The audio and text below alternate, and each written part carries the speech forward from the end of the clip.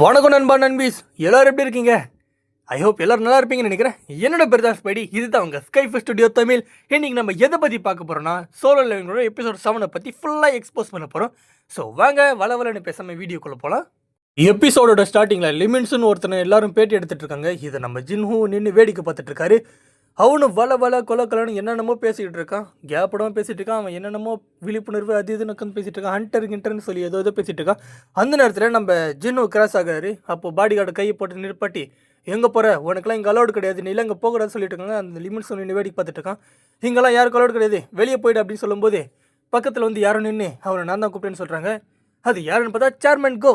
நான் கூப்பிட்ட கெஸ்ட் இவரை தான், இவரை உள்ளே விடுங்கன்னு சொல்லி நம்ம சேர்மன் கோவும் உள்ளே கூட்டிகிட்டு போயிட்டு இருக்காரு. இதை பார்த்துட்டு இருக்க நம்ம லிமிட்ஸும் என்னடா நடக்குது இங்கே, யாரா இவன் அப்படின்னு சொல்லி பார்த்துட்டு இருக்கும்போது நம்ம லிமிட்ஸும் உள்ளே போக ட்ரை பண்ணார். அப்போ பாடி கார்டு தடுத்து நிறுத்தி நீங்கள் இதில் உள்ளே போக அலோடு இல்லைன்னு சொல்கிறாரு. அப்போ நம்ம லிமிட்ஸ் நேரம் அவங்ககிட்ட போயிட்டு, நான் யாருன்னு உனக்கு தெரியாது, நான் சொன்னேன்னா உன்னோட கதை முடிஞ்சிடும் அப்படின்னு சொல்கிறாரு. அப்போ நம்ம பாடி கார்டு, நீ யார் இருந்தாலும் எனக்கு அதை பற்றி கவலை இல்லை, உள்ளே போகக்கூடாது அப்படின்னு சொல்கிறாரு. அதுக்கப்புறம் அடுத்த சீனில் நம்ம சேர்மன் கோ ஜின்ஹூவை ஒரு இடத்துக்கு கூட்டிகிட்டு போயிட்டு உங்களோட எபிலிட்டிஸ் எல்லாம் நாங்கள் பார்க்கணும் அப்படின்னு சொல்கிறாரு.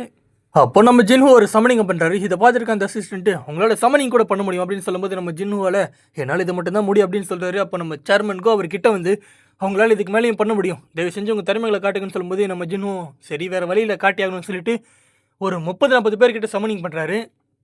அப்போ நம்ம ஜின்ஹூ என்னால் இந்த மாதிரி 100 பேர்கிட்ட சமன் பண்ண முடியும்னு சொல்கிறாரு. இதை கேட்டு அங்கே இருக்கிற சேர்மனுக்கோ அங்கே இருக்கிற மற்றவங்க எல்லாருமே பயங்கரமாக ஷாக்காயிறாங்க. என்ன 100 பேரா, என்ன இவனால் 100 பேரை சமன் பண்ண முடியுமா, இவன் ரொம்ப ஸ்ட்ராங்காக இருப்பான் போல அப்படின்னு சொல்லி எல்லாரும் பார்த்துட்டு இருக்காங்க. இந்த டெஸ்ட் எல்லாமே முடிஞ்சதுக்கப்புறம் நம்ம ஜின்ஹூக்கு எஸ்ராங்கான கார்டையும் கொடுக்குறாங்க. அது மட்டும் இல்லாமல் நம்ம சேர்மனுக்கோ ஜின்ஹூக்கு வாழ்த்துக்களை சொல்லி அவர் அனுப்பி வைக்கிறாரு. நம்ம ஜின்னு வெளியே வரும்போது அந்த 2 பேரும் உட்காந்து நம்ம ஜின்னு கிட்ட பேசுகிறாரு. நம்ம ஜின்னு எப்பவும் போல் கண்டுக்காம சரி நான் கிளம்புறேன் அப்படின்னு சொல்லி கிளம்பிட்டே இருக்காரு. நம்ம ஜின்னு வெளியே வரும்போது பயங்கரமான ஒரு ஷாக்கு. அடுத்த சீனில் நம்ம ஜின்னாவை பக்கத்து இருக்கிற அவள் ஃப்ரெண்டு கூப்பிட்டு, இங்கே பாரு உங்கள் என்ன எஸ்ராங் வச்சுட்டா அப்படின்னு சொல்கிறேன். நம்ம ஜின்னாவும் என்ன அப்படியான்னு சொல்லி பார்க்கும்போது பயங்கரமான ஷாக்கு. அது மட்டும் இல்லாமல் இந்த நியூஸ் கிட்டத்தட்ட அந்த ஊரில் இருக்கிற எல்லாருக்குமே காட்டு தீ மாதிரி பரவ ஆரம்பிக்குது. இது எல்லாத்தையும் பார்த்துட்டு இருக்க நம்ம ஜின்னுக்கு என்ன பண்ணணும்னு சுத்தமாக தெரியல. அது மட்டும் இல்லாமல் நம்ம லிமின்ஸ் பேட்டி எடுக்க வந்த எல்லாருமே நம்ம ஜின்னு கிட்ட போயிட்டாங்க. கூட்டம் அதிகமாகிறத கவனித்த உடனே நம்ம ஜின்னு கிட்ட ஒருத்தர் வந்து, நான் உன்னை இங்கிருந்து கூட்டிகிட்டு போகிறேன் அப்படின்னு சொல்கிறாரு. அதுக்கு நம்ம ஜின்னு அதுக்கெல்லாம் ஒன்றும் அவசியம் இல்லை அப்படின்னு சொல்லி உடனே பயங்கர ஸ்பீடாக டெலிபோர்ட் ஆகிறாரு. இதை பார்த்த உடனே அங்கே இருக்கிற அவங்க 2 பேருக்கும் பயங்கரமான சாக்கு. கண்ணி மைக்கிற நொடியில் நம்ம ஜின்னு அந்த மீடியா விட்டு தூரமாக போகிறாரு. அதை பார்த்த உடனே அவருக்கு பயங்கரமான சாக்கு. இவனோட ஃபிசிக்கல் ஸ்ட்ரென்த் பயங்கரமாக இருக்குது, உண்மையாகவே யார் இவன் அப்படின்னு சொல்லிட்டு இருக்கும்போது அடுத்த சீனில் நம்ம ஜின்னு வெப்பன்ஸ் வாங்குறதுக்காக போகிறாரு. என்னென்னு பார்த்தீங்கன்னா ஹீட்டை தாங்கிறதுக்கான ஒரு சூட்டை வாங்க போகிறாரு. அதோட விலையை கேட்டோடனே நம்ம ஜின்னுக்கு ஒரு மாதிரி ஆகிடுது. உங்களால் இந்த விலையை குறைக்க முடியாதுன்னு அவர்கிட்ட கேட்கும்போது, இதுதான் சார் ஃபிக்ஸட் ரேட்டு, உங்களுக்கு ஒருவேளை இது தேவைன்னா இந்த கண்ணாடியை உடச்சி நீங்கள் ஃப்ரீயாகவே எடுத்துக்கலாம் அப்படின்னு சொல்கிறாரு. அதுக்கு நம்ம ஜின்வும் ஓ அப்படியா சரி அப்படின்னு சொல்லிட்டு தன்னோட பவரை பயன்படுத்தி அந்த கண்ணாடி உடைக்கலான்னு போறாரு. அதை பார்த்தோன்னே கடவுள், சார் நான் இது சும்மா விளையாட்டுக்காக சொன்னேன், அப்படிலாம் ஒன்றும் கிடையாதுன்னு சொல்கிறாரு. நம்ம ஜின்னு ஓஹோ அப்படியா, நான் இதை சீரியஸாக எடுத்துக்கிட்டேன்னு சொல்கிறாரு. சரி வேறு வெப்பன்ஸை காட்டுங்கன்னு சொல்லும்போது, வாங்க நான் உங்களுக்கு வழி காட்டுன்னு சொல்லி அவரும் கூட்டிகிட்டு போய் மற்ற வெப்பன்ஸ் எல்லாம் காட்டிகிட்டு இருக்காரு. அவர் காட்டுற இந்த வெப்பனும் ஒரு லோ லெவலாக தான் இருக்குது. இதோட விலை என்னன்னு கேட்டால் பயங்கரமாக சொல்கிறாரு. அப்புறம் நம்ம ஜின்னு தன்னோட டீமன்ஸோட எடுத்து காட்டுறாரு. இதோட விலை எவ்வளோ இருக்குன்னு பார்த்து சொல்லுங்கள் அப்படின்னு சொல்லும்போது, இதோட விலை கிட்டத்தட்ட ஒரு 100 மில்லியன் இருக்கும் சார் அப்படின்னு சொல்கிறாரு. நம்ம ஜின்னுக்கு என்ன 100 மில்லியனா, ஆனால் நான் இதை 2.8 மில்லியனுக்குள்ள சிஸ்டமில் வாங்கணும்னு சொல்லிட்டு நம்ம ஜின்னு நினச்சிக்கிட்டு அங்கேருந்து கிளம்புறாரு.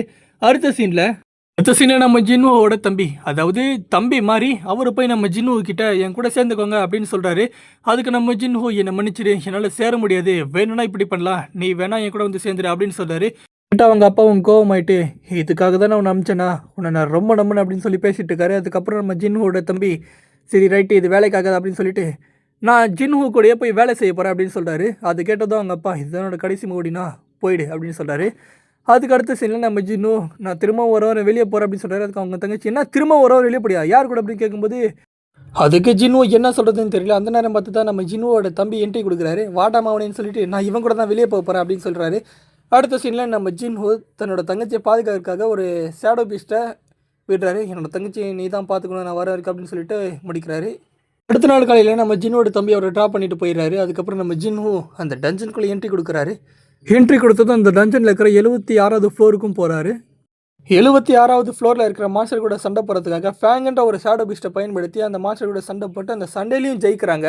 அதுக்கப்புறமா நம்ம ஜின்ஹூ இப்படியே போனால் வேலைக்காகுதுன்னு சொல்லி team A, team B, team சின்னு 3 டீமாக பிரித்து அந்த ஷேடோ பீஸ்ட்டில் சண்டை போட விடுறாரு. அந்த நேரம் பார்த்து நம்ம ஜின்னுக்கு ஒரு மெசேஜ் வருது, அவரோட ஷேடோ பீஸ்ட்களை யாரை போட்டு அடித்து நொறுக்கிட்டு இருக்காங்க. இதை பார்த்துருக்கு நம்ம ஜின்ஹூ அங்கே 2 பேர் இருக்கணுமே, அப்படி இருந்து ஏன் அவங்களால சோக்கடிக்க முடியும்னு சொல்லிட்டு நம்ம ஜின்ஹூ யோசிச்சுக்கிட்டே இருக்காரு.